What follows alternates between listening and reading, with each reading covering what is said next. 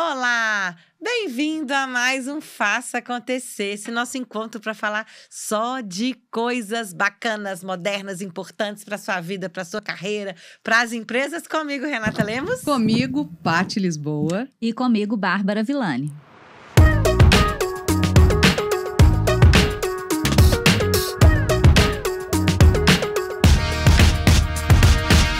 Ai, gente, é sempre um prazer a gente reunir para falar desses assuntos tão bacanas e tão relevantes para o dia a dia, né? Eu fico muito feliz quando a gente recebe as pessoas falando, olha, eu ouvi, eu gostei, né? Sugerindo temas, isso é muito bacana. E por isso que a gente faz isso com tanto carinho para vocês, não é assim? Com certeza. Ô, gente, tem um negócio, né, um assunto que tá em alta, e eu acho que é importante a gente trazer isso para essa nossa discussão, que é a questão de… As pessoas falam assim pra mim, né? Muitas vezes quando eu tô na consultoria, no treinamento, nos atendimentos. Renata, eu já falei o que tem que fazer, eu já dei toda a direção e as coisas não acontecem, ou seja, as pessoas não fazem. A grande pergunta desse nosso bate-papo é: por que que as pessoas não fazem aquilo que elas sabem que tem que fazer? O que vocês acham disso? Patrícia Lisboa. Ô, gente, essa realmente é a pergunta do milhão, né? Porque o saber e não fazer é o mesmo que não saber. Não adianta nada. Nossa, isso daí foi tipo Sartre. Mas isso é muita verdade, né? Muitas vezes a gente fala alguma coisa e a pessoa fala, eu sei, mas se você sabe, por que você não faz? E aí, eu acho que a gente tem vários vieses aqui pra gente analisar. Sim. E isso que é maravilhoso, né? Do comportamento humano. Que são várias abordagens que a gente tem completamente diferentes e que, assim, pra mim, pelo menos, né, da psicologia, que eu penso assim, gente, tudo faz muito sentido. Tudo se conecta, tudo né? faz muito sentido. Abordagens que uma não tem nada a ver com a outra, que às vezes até tem umas briguinhas de egos, de ego e tal, besteira, que eu falo assim, gente, mas eu poderia ser os dois, porque eu acredito nos dois vieses. É verdade. Então, a gente pensar sobre isso primeiro, então, pela questão comportamental, né? E a gente entender que o fazer algo, né, o agir, é o grande motor mesmo da nossa vida, né? A gente fazer é a ação. E quando a gente não entra em ação, a gente está, na verdade, nos protegendo de algo que a gente não queira, ou seja, nos vulnerabilizar, nos expor, vivenciar uma frustração, correr um risco, ser criticado, ser humilhado, ser diminuído. Então, muitas vezes… Proteger um sentimento ruim. Exatamente, né? Ou seja, é uma defesa. É um mecanismo de defesa. Freud chamou isso de evitação do desprazer. Porque a gente busca o prazer ou a evitação do desprazer. Perfeito. Isso a gente vem dos nossos instintos primários, né? A gente caminha em direção ao prazer e foge da dor. Então, a primeira coisa, e isso, como a Renata falou, eu que lido bastante com esses profissionais da área comercial, da área de vendas, e a gente sabe, né, gente, assim, vender é uma das atividades que exige da gente muita disciplina e muita coragem, porque a gente está sempre indo ao encontro, né, de algo, de alguém, e muitas vezes esse movimento é nosso. Então, o profissional de vendas… Ativo, né? Que a gente chama às vezes da venda ativa, né? O profissional de vendas, às vezes, ele tem ali um script, ele sabe o que ele tem que fazer. Mas muitas vezes ele não faz e ele não tem resultado, como a Renata disse. E a grande questão é… Por que a gente não faz isso sabendo que tem que fazer, entendendo que a gente está nos protegendo, né, de uma frustração, a gente está no evitamento, e o que a gente pode fazer, então, para que a gente consiga superar essa fase e a gente consiga entrar em ação? Então, é muito interessante, eu fiz uma palestra recente, onde a gente tratou esse tema, e eu fiz essa pergunta. Por que as pessoas não fazem aquilo que elas tem que fazer, né? E a resposta foi assim, porque elas não querem fazer. Mas por que elas não querem fazer? Porque isso é tanto da pessoa para outra, quanto dela para ela mesma. Você fala, você tem que emagrecer, você não pode comer isso. Eu sei que eu não posso, por que você come? Né? Mas por que você faz? Então, isso está relacionado à nossa relação com o outro, quando a gente fala de uma influência, de uma liderança, mas também nós com a gente mesmo. Eu comigo mesmo. E aí, uma das coisas é que a gente não faz o que a gente tem que fazer, ou a gente não quer fazer, porque a gente não vê um ganho, ou a gente não percebe os benefícios que isso vai trazer. Às vezes a gente foca só no desprazer, ou seja, eu vou perder isso. O benefício imediato. O benefício imediato. Eu lembro de um caso de um colega que eu estava dando um curso, e ele falou assim: eu quero emagrecer. O que você vai ganhar, o que você vai perder? Né? Ele, não, eu quero emagrecer, quero emagrecer. A hora que ele colocou o que ele ia ganhar, o que ele ia perder, o que ele tinha que fazer, ele falou assim, não quero mais. Porque ele falou, vou ter que deixar de fazer isso, eu não tô afim de fazer isso mais.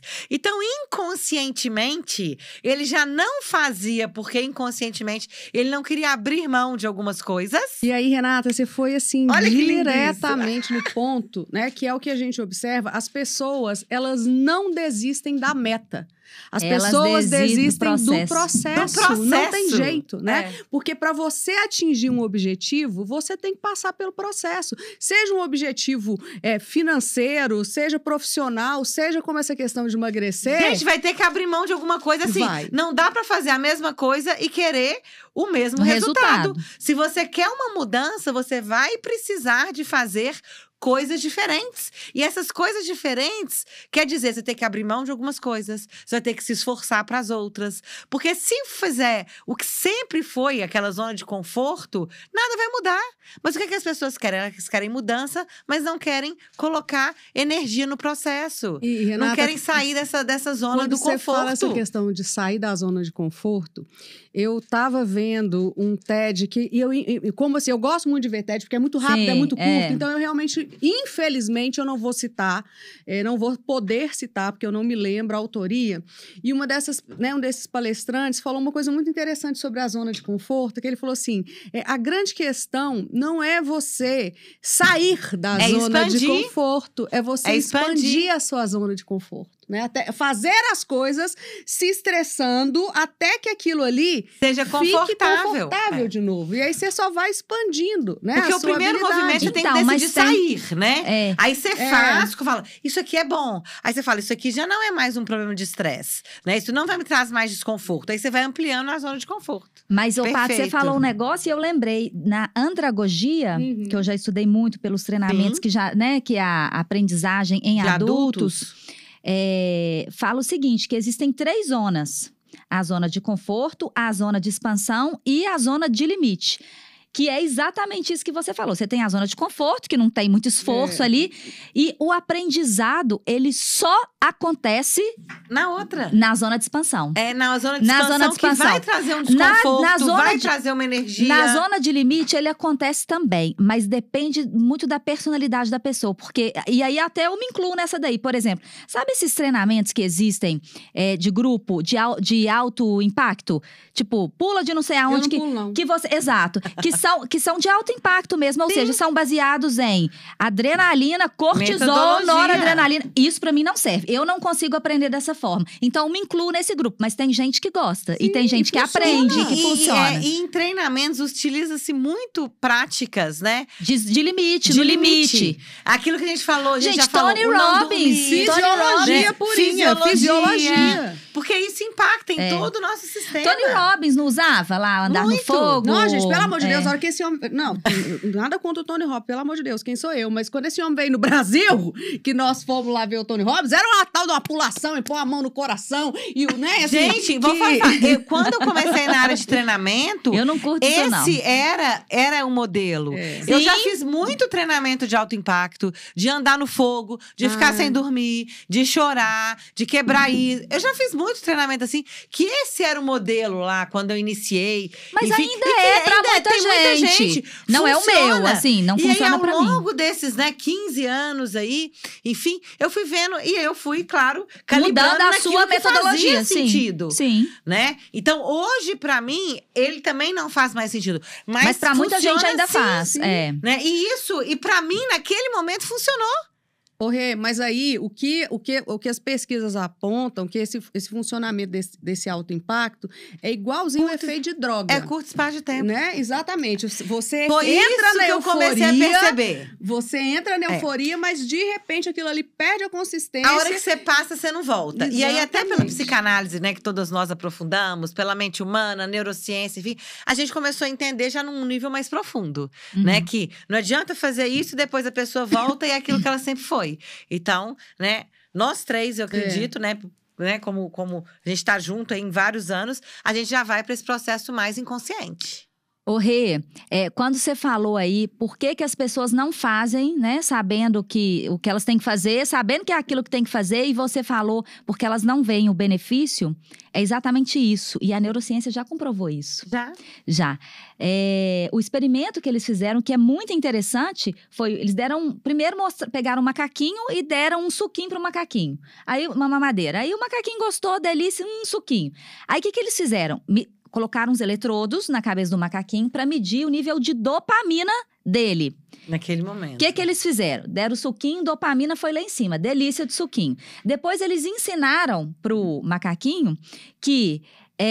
eles iam acender a luz, primeiro estímulo, gatilho. Acender a luz, você já viu esse experimento? Já. Não, isso aí vem desde Pavlov, né? Sem eletrodo, mas a questão… mas não, de Pavlov de Pavlov é um outro. Também, é um outro. Do Candeira. E aí, basicamente, aí que acendeu a luz… acendeu a luz… Ele tinha que apertar 10 vezes o botão e o suquinho chegava. E aí eles iam medindo. Beleza.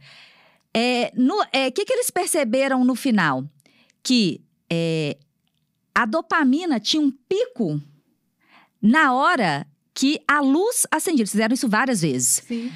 Na hora que a luz acendia. Não necessariamente na hora que ele bebia o suco. Que era o estímulo. Na expectativa do prazer. E por isso que descobriram, inclusive, que a dopamina é o neurotransmissor da motivação e não do prazer. Do prazer também, mas é mais da motivação.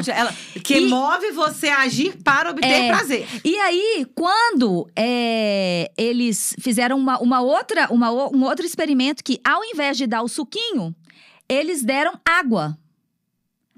O que aconteceu? Aí a dopamina foi lá para baixo. Ou seja, mostrou exatamente a frustração.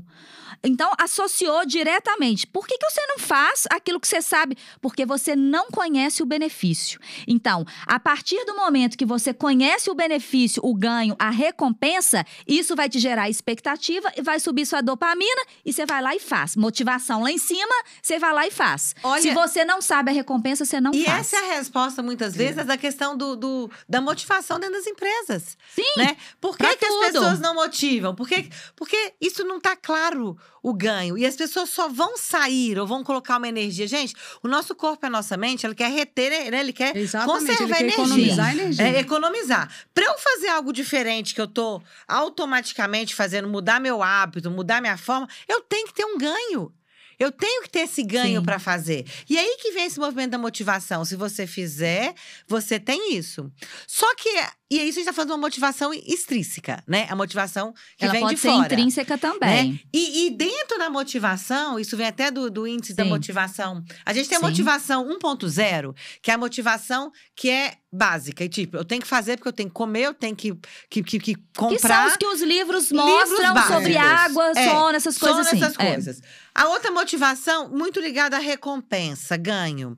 E agora tem uma outra motivação, que essa é aquela motivação que não depende do outro, ela vem de dentro, né? É a intrínseca.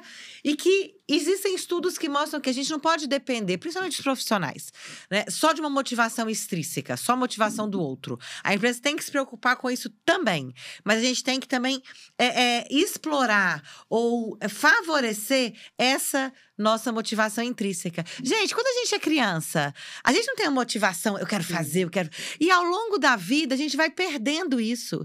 A gente começa, por causa do nosso sistema, né? E de crenças, de hábito e tudo, você começa a fazer, eu só faço se eu ganhar. Eu só faço se eu perder, né? Existem estudos agora mostrando que quando a gente fala do bem-estar, da qualidade, disso, de valores, né? Que a gente fala muito aqui, isso é uma forma de motivação intrínseca. Sim. Então, se eu consigo linkar isso, criar o estímulo para que eu tenha esse benefício e que isso vem de dentro, ainda é mais poderoso. E aí, concordo em gênero, número e grau. E para a gente finalizar esse episódio, duas coisas que são muito importantes a gente ter essa consciência. Primeiro, motivação é importante, mas mais importante que a motivação é a disciplina, porque tem dia que a motivação não vem. Então, a gente fazer o que a gente tem que fazer, independente de estar motivado ou não. Até pra gente criar o nosso hábito, Com né, certeza. gente? E o outro ponto é: primeiro eu decido, depois eu planejo. Se a gente fizer o contrário, a gente vai começar primeiro a ver todos os obstáculos, as dificuldades, e a gente acaba falando assim: ah, não, isso não dá para fazer, não. Então, tem uma meta, tem um objetivo claro, decida que você vai fazer aquilo. A partir do momento que você tem esse foco, aí você vai ver quais são os recursos que você tem que buscar para você atingir. Então, lembre-se, primeiro eu decido que eu vou fazer, depois eu planejo como vem. O como vem. O como vem. Dentro da metodologia de desenvolvimento, né, do DIP que a gente faz, são 5 estímulos básicos. Primeiro é você sentir. Segundo, tomar consciência. Terceiro, se responsabilizar, decidir e agir. É assim que as coisas acontecem, né? Então, a gente tem que rodar esse ciclo. Então, eu tenho que fazer com que a pessoa sinta, para que ela tome consciência, se responsabilize, decida e haja. E aí, as coisas fluem. Legal? Maravilhoso. Ai, delícia! Gente, Muito bom. Valeu, mais um papo, muito obrigada. Né? Então, gente, se você curtiu, coloca aqui, siga a gente nas nossas redes. Com certeza. Fale o que tá achando, comente o que vocês querem ver nos nossos podcasts e a gente vai preparar com muito carinho para vocês. Até o próximo. Até. Até. Beijos!